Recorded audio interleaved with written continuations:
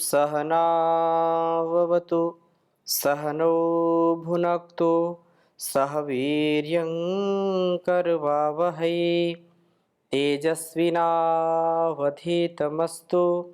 मा विद्विषावहै।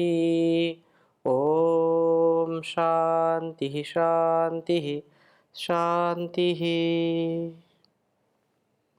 वैदिक जीवन पद्धति की इस कक्षा में पुनः आप सभी का हार्दिक स्वागत है, अभिनंदन है। वेदों का ज्ञान जो सबसे महान है और इस जीवन और जगत के लिए जो अत्यंत कल्याणकारी है, अत्यंत महनीय है, इसका हम स्वाध्याय कर रहे हैं। वैदिक जीवन पद्धति जो हमारे जीने की कला हमको सिखलाती है, बतलाती है, हमारा मार्गदर्शन करती है। यह कल्याणी वेदवाणी जिसने भी आत्मसात किया है इसको, उसका जीवन दिव्यता से भव्यता से परिपूर्ण हो गया है। हम इस लोक में और परलोक में दोनों ही प्रकार से अपने सुंदर सेवा से युक्त, परोपकार से युक्त, सदाचार से युक्त जीवन को जी पाते हैं। हम यदि इस प्रकार से जीवन को जीते हैं तो परोपकार जो हमारे जीवन का आधार है, और परोपकार को यदि हम समझना चाहते हैं, सेवा सत्कार को समझना चाहते हैं, तो संन्यास परंपरा अति उत्तम परंपरा है।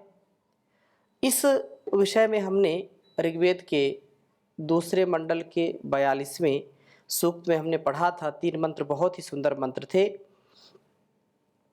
और उसी भाव को पुनः प्रकट करता हुआ यह जो 43वां सूक्त है दूसरे मंडल का, यह भी बहुत सुंदर हमारा मार्गदर्शन कर रहा है। सन्यासी का जीवन कैसा होना चाहिए उसके विषय में हम इसको पहले लिखते हैं, फिर आपके समक्ष इसकी चर्चा करेंगे।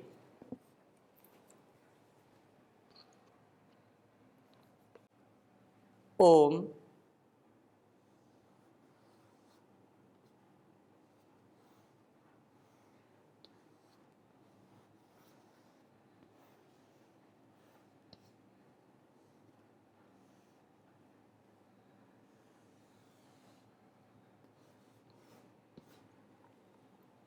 प्रदक्षिणी दभी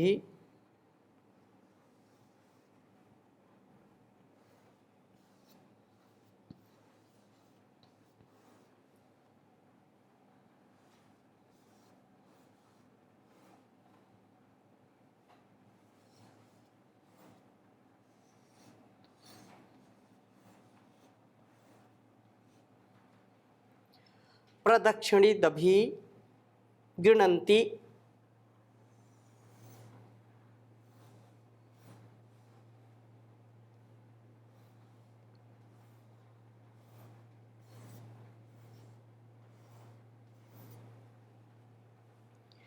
कार्वो वयो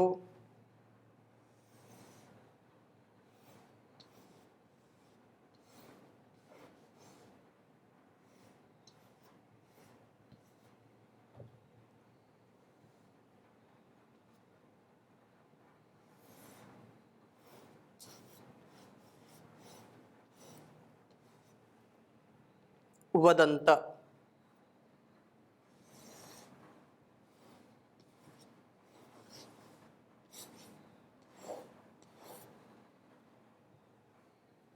ऋतुथा शकुन्तयः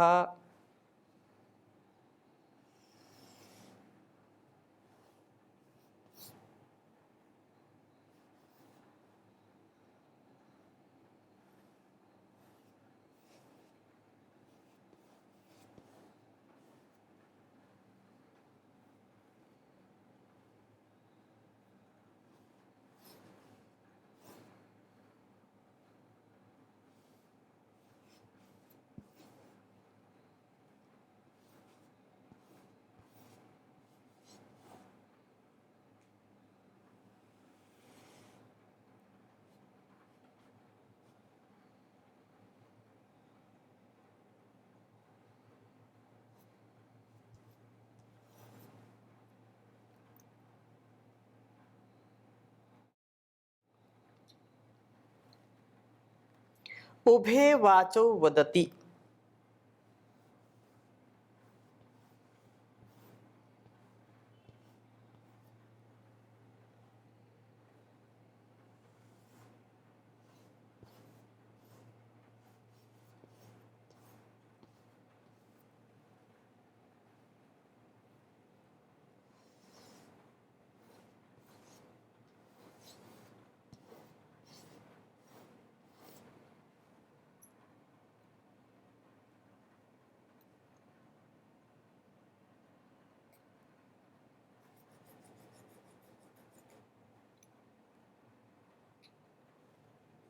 सामगायव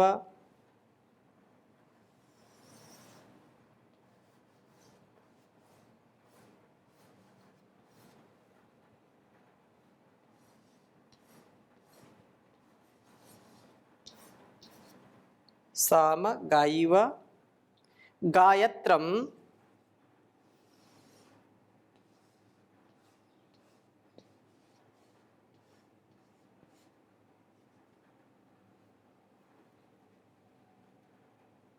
च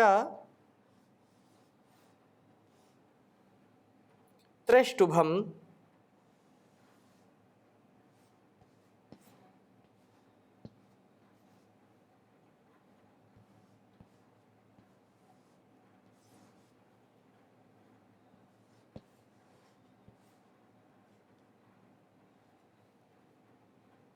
चानुराजति।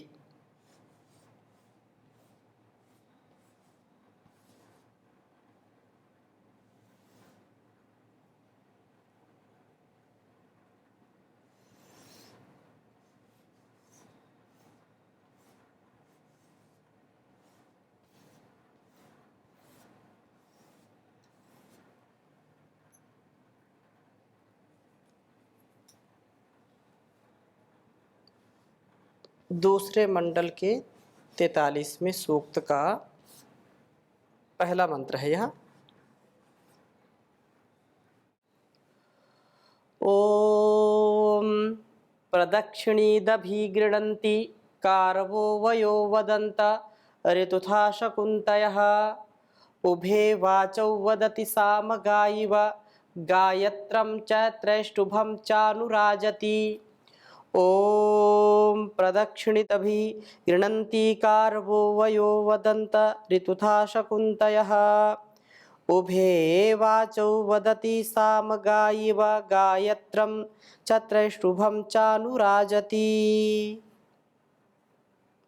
बहुत ही सुंदर वेद मंत्र है और इस प्रकार से यहाँ पर जो उपदेश दिया गया है आत्मसात हम इसको करें, जीवन में ऐसा ही जीने का प्रयत्न करें।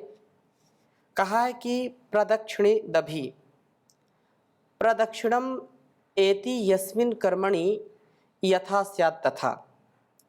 कहने का आशय यह है कि इस पृथ्वी की प्रदक्षिणा से करते हुए सर्वत्र विचरते हुए ये परिव्राजक अभिगृह्णन्ति प्रातः सायं प्रभु का स्तवन करते हैं। कारवः अपने कार्य के द्वारा प्रभु स्तवन करने वाले शकुन्तयः शक्तिशाली सशक्त शरीर वाले ये सन्यासी, जो सन्यासी होते हैं जिनको परिव्राजक कहते हैं, परितः वर्जनम, जो सकल संसार के उपकार के लिए परहित के लिए निस्वार्थ भाव से निष्कपट निश्चल निरहंकार निर्द्वंद्व विचरते हुए लोकहित की जो पवित्र भावना को लेकर के मानो इस पृथ्वी का वो भ्रमण कर रहे हैं, इसकी परिक्रमा कर रहे हैं। ऐसे परिव्राजक, ऐसे सर्वत्र विचरते हुए सन्यासी सायं और प्रभात में प्रातः सायं प्रभु का स्तवन करते हैं। कारवह अपने कार्य द्वारा प्रभु स्तवन करने वाले, शकुंतयः शक्तिशाली सशक्त शरीर वाले, संयमी जिनका शरीर दृढ़ता से युक्त है, परिपुष्ट है। ऋतुथा कहा कि ऋतु के अनुसार वयः वन्दतः अंतम सूचयन्तः, अंत की सूचना देते हुए आगे बढ़ते हैं। सब लोगों को खान पान के विषय में सचेत करते हुए ये उन्हें स्वस्थ रहने के मार्ग पर चलाने का प्रयत्न करते हैं। वयः का अर्थ मार्ग भी होता है, वे पथ। ये लोग मार्ग का ज्ञान देते हैं, मार्ग प्रशस्त करते हैं। और मार्ग प्रशस्त किनका होता है? जिनका जीवन स्वयं श्रेष्ठ होता है। अग्ने नय सुपथार आए, उस परम पिता परमेश्वर से हम प्रार्थना करते हैं, उपासना करते हैं उसकी कि हमको वह श्रेष्ठ मार्ग पर चलाए, श्रेष्ठ पथ पर हमको आगे बढ़ाए। तो इस दृष्टि से कहा कि सामगान सामगाह, जो इस मार्ग पर चलते हैं स्वयं और दूसरों को भी चलाने का प्रयत्न करते हैं, दूसरों को भी प्रेरणा देते हैं कि हम अपने जीवन को कैसे जिएं। हमारा आहार, हमारा विचार, हमारा व्यवहार, हमारी दिनचर्या कैसी होनी चाहिए, हमारा आचरण कैसा होना चाहिए, हमारी ऋतुचर्या कैसी होनी चाहिए, यह सब प्रकार का उपदेश घूम घूम कर परिव्राजक देते हैं। अब वैसा समय नहीं है, ज़्यादा नहीं घूम सकते, तो एक स्थान पर ही बैठे बैठे पूरी दुनिया को हम उपदेश दे सकते हैं। ऐसा विज्ञान है कि एक स्थान पर बैठे बैठे, जैसे हम हरिद्वार में बैठ करके और इस सेवा का लाभ ले रहे हैं। अलग अलग देश दुनिया के समाचार हमको घर बैठे मिल जाते हैं, दृश्य रूप में भी। तो ये एक विज्ञान है। और इस ज्ञान विज्ञान की सदुपयोगिता क्या है, उसका हम कैसे सदुपयोग करें? तो कहा कि अपने स्वयं के जीवन से और अपने अनुभवों से जो कुछ भी जाना है, ऋषि रिसर्चर भवति, रिसर्च उनका कार्य होता है और खूब रिसर्च करते, एक्सपेरिमेंट करते हैं। उसके बाद जो अत्यंत कल्याणकारी है, जो भद्र है, जो हमारे दुर्गुण, दुर्व्यसन, दुर्व्यवहार, दुखों को, द्वंद्वों को, दुरितों को दूर करने वाले हैं, ऐसे स्वभाव को हम अपने जीवन में उतारें, ऐसा भाव हमारे अंदर आए। इसलिए नित्य प्रति यह उच्च चेतना में जीने वाला सन्यासी दूसरों को भी ऐसा ही चलने का, ऐसा ही करने का उपदेश देता है, ऐसे पथ पर अग्रसर होने का संदेश देता है। तो ऋतुचर्या की ओर लोगों का ध्यान आकृष्ट करते हैं। यह परिव्राजक सामगाहा, सामगान करने वाला, इव जैसे गायत्रम तैष्टुभम च, गायत्रम त्रैष्टुभम च, गायत्र और त्रैष्टुभ, गायत्र वाणी से जो गाया गया है, वाणी में जिसका हम आधान करते हैं। गया प्राणाह तान तत्रे, प्राण रक्षण के साधनों का संकेत करता है। और त्रैष्टुभ जो त्रैष्टुभ के द्वारा वाणी में जो त्रिस्तुभ, काम, क्रोध, लोभ, मोह, तीनों को रोकने का उपदेश देता है। त्रैष्टुभ इसका अर्थ विशेष है। वाणी में त्रिस्तुभ, स्टॉप, तीन चीजों पर हमको पूर्ण नियंत्रण रखने का सामर्थ्य देता है, बताता है। काम, क्रोध और लोभ, काम क्रोध लोभ की प्रवृत्ति से हम बचें, ऐसा हमको उपदेश संदेश देता है। जो सन्यासी होता है उसके जीवन में भी वह घटित तो होता ही होता है, परंतु दूसरों को भी ऐसी शिक्षा दीक्षा देता है जिससे वह इन दुर्गुणों से बच सके। त्रैष्टुभ तीन ये अत्यंत घातक रोग हैं, अत्यंत घातक हमारे उद्वेग हैं, इनसे हम बचें। और कहा है कि गीता में भी कहा कि काम एषा क्रोध एषा रजोगुण समुद्भवा महाशनो महापाप्मा विद्धेयेन मिह वैरिणम। कहा कि जो रजोगुण से उत्पन्न हुआ महाभक्षी और महापापी यह काम यह क्रोध मनुष्य का पाप विषय में प्रेरक है। यदि काम क्रोध को नहीं रोक पाए तो ये हमको पापी बना देता है, हमको पतन की ओर ले जाता है। इसलिए यदि हमको पाप से बचना है, पाप की वृत्ति से हमको ऊपर उठना है, तो जैसे भगवान ने अर्जुन को समझाया, काम एषा क्रोध एषा रजोगुण समुद्भवः महाशनो महापाप्मा विद्धेयेनमिह वैरिणम, कि यदि तुम पाप से बचना चाहते हो पार्थ, तो ये जो रजोगुण से उत्पन्न महाभक्षी है, महापापी है, यह काम और यह क्रोध मनुष्य का जो है इस विषय में प्रेरक है। काम को और क्रोध को तो इस लोक में अपना सबसे बड़ा शत्रु समझ, काम ही बाधित होकर के क्रोध का जो है रूप ले लेता है। अतएव कहा गया है कि काम ऐसा क्रोध ऐसा, अर्थात ये जो काम है यही तो क्रोध है, और जो क्रोध का कारण है काम अवस्था में यह महाशन है, बहुत खाने वाला भोगने वाला है, फिर भी अतृप्ति ही रहती है। क्रोध रूप में परिणित होते ही महापाप अर्थात महापापी हिंसक बन जाता है, क्योंकि क्रोध अवस्था में व्यक्ति बड़े से बड़े पाप कर बैठता है और उसको खुद पता नहीं होता कि मैं क्या कर रहा हूं। इसलिए इस बात को कहा है, हिचकिचाता नहीं पाप करते समय। इसलिए क्रुद्धा पापम किन्न कुर्यात् क्रुद्धो हन्यात् गुरुनपि, ऐसी अकल्पनीय ऐसी घटना घट जाती है जिसकी कोई कल्पना भी नहीं करता। ऐसा महापाप महापातक ये बन जाता है काम और क्रोध।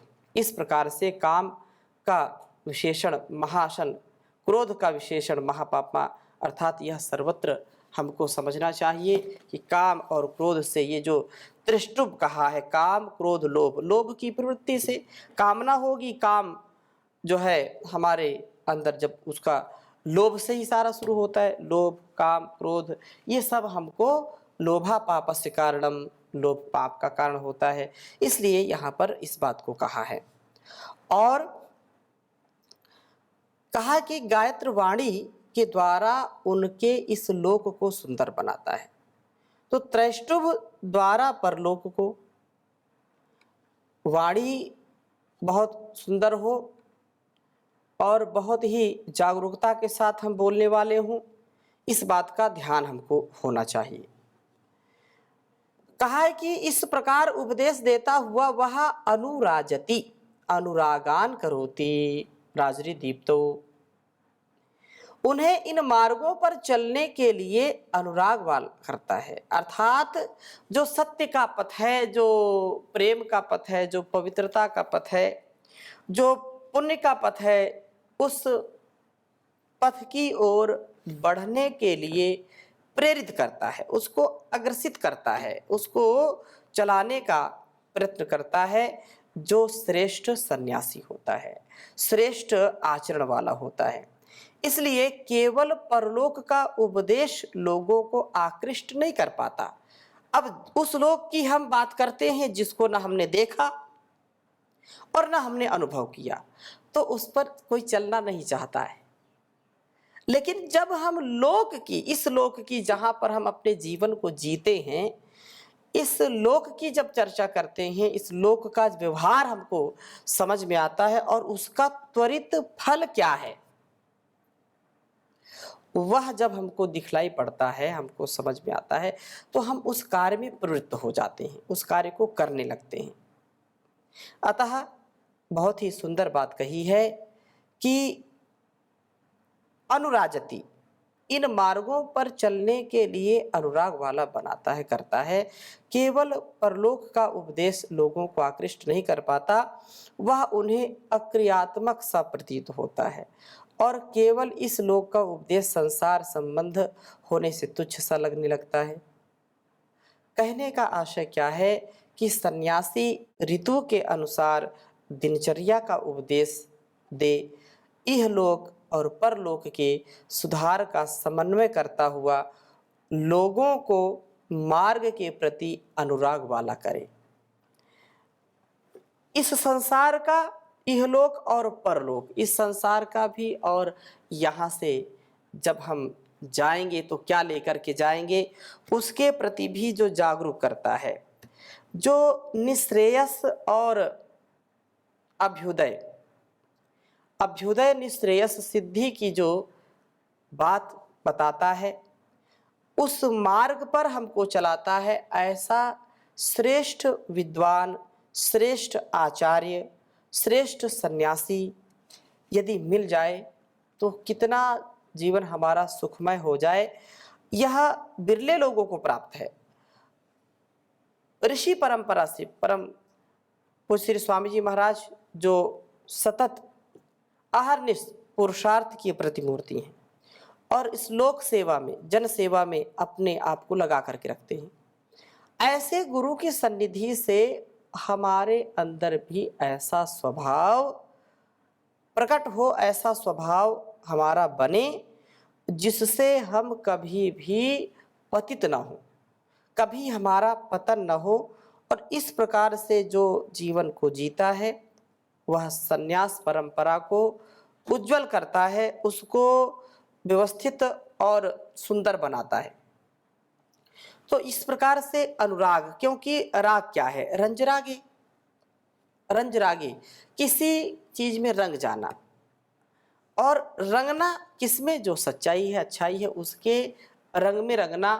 तो गायत्रम च त्रेष्टुभम चानुराजति, जो हमको सत्य के पथ पर, धर्म के पथ पर, न्याय के पथ पर आरूढ़ कर देता है, हमको आगे बढ़ने का सामर्थ्य देता है, ऐसा एक सन्यासी ही कर सकता है। महर्षि देव दयानंद जी भी कहते हैं कि संसार का उपकार जितना एक और लाखों करोड़ों लोग करते हैं, उससे कहीं बढ़कर के एक ब्रह्मचारी, एक सन्यासी कर सकता है। लोक की सेवा, संसार की सेवा का सबसे बड़ा उपकारक यदि कोई हो सकता है, उद्धारक कोई यदि हो सकता है, तो एक सन्यासी हो सकता है। इसलिए राजा रंक दोनों ही देश के लिए उन्नत होते हैं, बनाते हैं, उन्नत बनाते हैं इसको। सन्यासी समाज का सेनापति है, सिपाही है, और जो सीमा पर जवान लगे हैं वो भी सिपाही हैं। वह समाज कभी भी पतित नहीं होता, वह समाज कभी भी अधोगति को प्राप्त नहीं होता जिस समाज का, जिस राष्ट्र का मार्गदर्शक, मार्ग का पथ प्रदर्शक श्रेष्ठ विद्वान, श्रेष्ठ जो सन्यासी होता है। ऋषि मुनियों का यह जो उपदेश सदा से ऐसा ही रहा है, चाहे भगवान राम हो, चाहे जो है कृष्ण हो, द्वापर त्रेता हो, चाहे अन्य कोई भी समय हो, जो एक सन्यासी जो वेदों का जानने वाला है, वेद जाता है, शास्त्रों का जो जान रखने वाला है, ऐसा धीर गंभीर विद्वान ही इस समाज को सही दिशा में ले जा सकता है। उसका दिग्दर्शन इन वेद मंत्रों में हमको मिल रहा है और सन्यासी का यह परम कर्तव्य है कि वह सदा सर्वदा ऐसा ही जीवन जीने का प्रयत्न करे और दूसरों के लिए सदा कल्याणकारी हो, अत्यंत कल्याणकारी होकर के जीवन को व्यतीत करना चाहिए। यही हमारे स्वभाव में उतर जाए और प्राचीन जो परंपरा रही है उस परंपरा को भी स्मरण रखना चाहिए। आज समाज दुखी क्यों है? समाज, घर, परिवार क्यों दुखी है? क्योंकि अपने कर्तव्यों को हमने भुला दिया। पहले ब्रह्मचर्य काल, विद्यार्थी जीवन, फिर आदर्श गृहस्थी जीवन जिसमें संतान उत्पत्ति और इस संसार समाज की व्यवस्था में सहयोग देना, इसके बाद वानप्रस्थ, इसके बाद संन्यास आश्रम होता था। आजकल घर कोई छोड़ना नहीं चाहता। कितना भी जान विज्ञान हो गया है, धन दौलत संपत्ति हो गई है, सब कुछ है, लेकिन घर में इतनी आसक्ति है, परिवार में इतनी आसक्ति है कि घर नहीं छोड़ना चाहते। इसलिए समाज के दुखी होने का, टूटने का, दरार पड़ने का यह भी एक कारण है। असंतुलन बढ़ रहा है इसलिए भी। तो हम सच्चे योगी बने, सन्यासी बने और हम स्वयं भी संयम में, मर्यादा में रह कर के, अनुशासन में रह कर के जीवन जिए और दूसरों को भी ऐसी प्रेरणा करें, ऐसा हमारा उद्देश्य होना चाहिए। तो इन्हीं शुभ भावों के साथ आज की कक्षा को ही परिविराम देते हैं। ओम शांति शांति शांति।